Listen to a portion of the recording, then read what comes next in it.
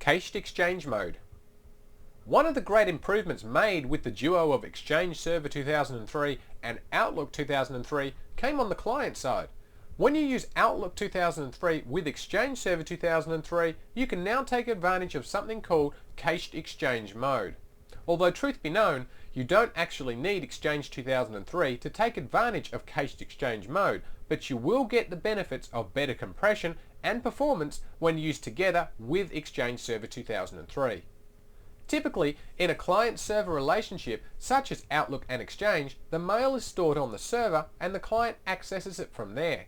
With Outlook 2003 and Cached Exchange Mode, the Outlook client pulls a copy of the data from the Exchange 2003 server and stores it locally on its user's hard drive.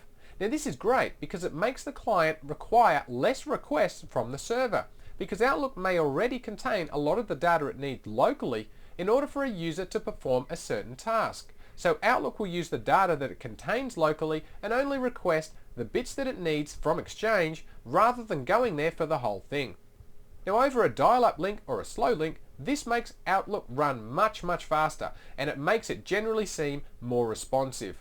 And because a full copy of your profile is stored locally on your PC, it means that if the network connection between your Outlook client and your Exchange server is somehow terminated, then you won't need to restart Outlook and use a local profile. Also, even when you're disconnected, Outlook 2003 can still use the offline address book, so it doesn't matter if you're 20,000 feet in the air on a plane, you can still write your emails and address them appropriately using the offline address book, and you can send them all once you're in the vicinity of a network connection. Alright, so maybe I've convinced you that a Cached Exchange Mode is a good thing, and now maybe you want to use it. Well, here comes the easy part.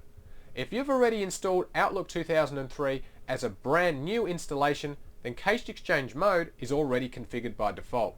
But if you've upgraded from a previous version of Outlook, then you'll need to manually go and configure Outlook 2003 to take advantage of Cached Exchange Mode. So let's go and take a look at how we do that now. So on our client computer, we'll simply click on Start, Control Panel, and we'll go and launch Mail. Now most of you have probably seen this dialog box before, so we need to go and click on the top button, Email Accounts, because we need to configure our account to use Cached Exchange Mode. Now if you already have an existing user account, which is very likely if you've just upgraded to Outlook 2003, you'll need to click on View or Change Existing Email Accounts. However, if you do want to add a new account, you can simply click the top button, which is to add a new one. But we already have one here, so we'll click on View or Change Existing Email Accounts and we'll choose Next. Now here we can see the accounts that we have configured, and we have one for Exchange, so we'll highlight this and choose the Change button. Now we can see the Exchange server that this user is currently connecting to, as well as the name of the account.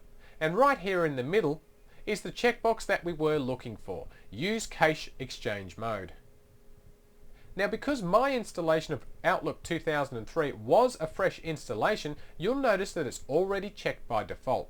But as I said, if we'd had upgraded from a previous version of Outlook, then this box would not be checked. So simply check this box, and then choose Next, and then choose Finish.